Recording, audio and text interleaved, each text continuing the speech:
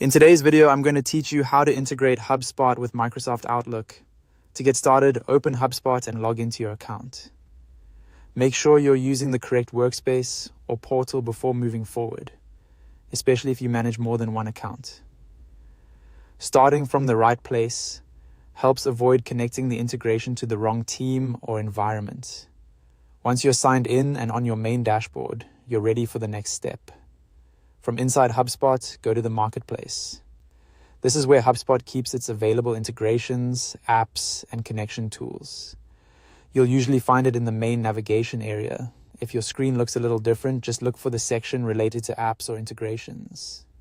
The marketplace is essentially the central place where you can connect HubSpot with other platforms you already use, including email tools like Microsoft Outlook. Once you're in the marketplace, use the search bar to look for Microsoft Outlook. Type the name carefully so the correct integration appears in the results. This step is important because HubSpot offers multiple app connections, and you want to make sure you're choosing the Outlook option that matches your Microsoft email workflow.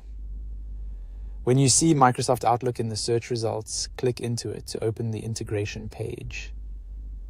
On the integration page, click Install.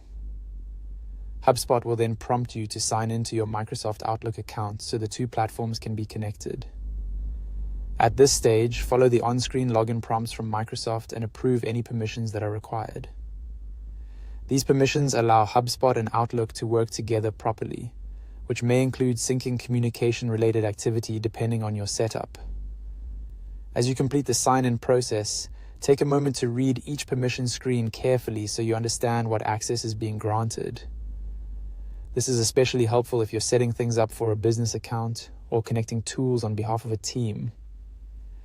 After you log in successfully, the integration should begin connecting automatically, and that's it.